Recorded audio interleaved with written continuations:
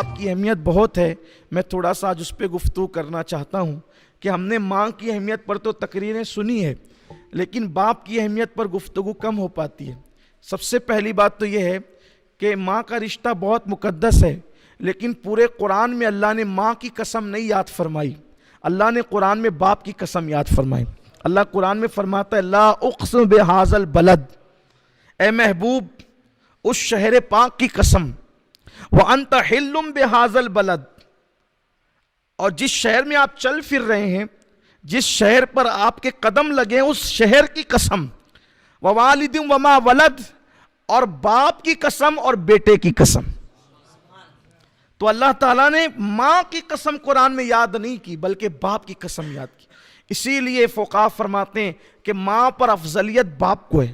حق کے معاملے میں ماں آگے ہیں، جیسا کہ حدیث پاک میں آتا ہے کہ میرے آقا علیہ السلام سے کسی نے پوچھا یا رسول اللہ سب سے زیادہ مجھ پر کس کا حق ہے؟ فرمایا تیری ماں کا. پھر کس کا ہے؟ کہا تیری ماں کا. پھر کہا کس کا ہے؟ کہا تیری ماں کا. کہا پھر اس کے بعد کس کا؟ کہا تیرے باپ کا. حق کے معاملے میں ماں آگے ہیں اور افضلیت کے معاملے میں باپ آگے ہیں. فقہا فرماتے ہیں کہ اگر کسی کو کسی شہر جانے سے ماں نے اجازت دے دی اور باپ نے منع کر دیا تو وہ جائے گا نہیں بلکہ رکے گا، اس لیے کہ باپ وہ ہے جس کا فرمان ماننا ماں پر بھی فرض ہے اور بیٹے پر بھی فرض ہے. جیسے کہ بیوی شوہر کی اجازت کے بغیر باہر نہیں جا سکتی، تو چونکہ وہ ماں ہے بیٹے کی تو یہ افضلیت ہے باپ کے لیے. بلکہ حدیث پاک میں یہاں تک آتا ہے کہ اگر بیٹا نفلی حج کے لیے جائے یا سفر تجارت کے لیے جائے اور باپ کہہ دے تجھے نفلی حج نہیں کرنا تو اس کے لیے فرض ہے کہ وہ نفلی حج نہ کرے. یہ باپ کی اہمیت. آقا علیہ السلام فرماتے ہیں باپ جنت کے دروازوں میں سے ایک دروازہ ہے، اور فرمایا کہ بیچ کا دروازہ ہے، باپ جنت کے بیچ کا دروازہ ہے. آپ مجھے بتائیں جب آقا علیہ السلام کی ہم یہ حدیث پڑھتے ہیں الجنت تحت اقدام امہاتکم، کہ جنت تمہاری ماؤں کے قدموں کے نیچے ہے.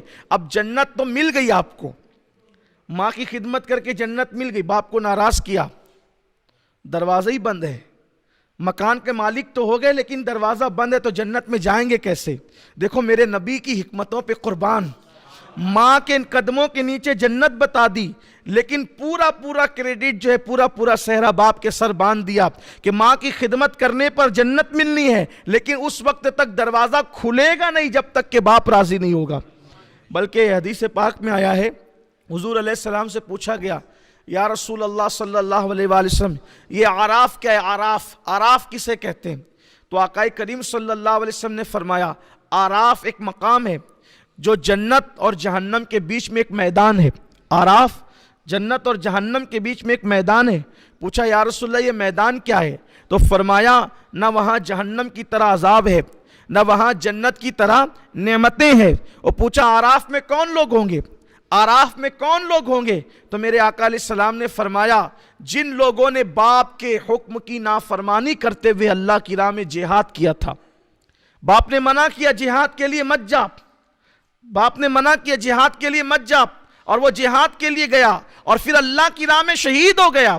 اور اللہ کی راہ میں شہید ہوا تو قرآن نے اس کے بارے میں کیا کہا؟ وَمَا تَقُولُوا لِمَنْ يُقْتَلُ فِي سَبِيلِ اللَّهِ أَمْوَاتٌ بَلْ أَحْيَاءٌ وَلَكِنْ لَا تَشْعُرُونَ. جو اللہ کی راہ میں مارے جائیں انہیں مردہ مت کہو، وہ زندہ ہیں.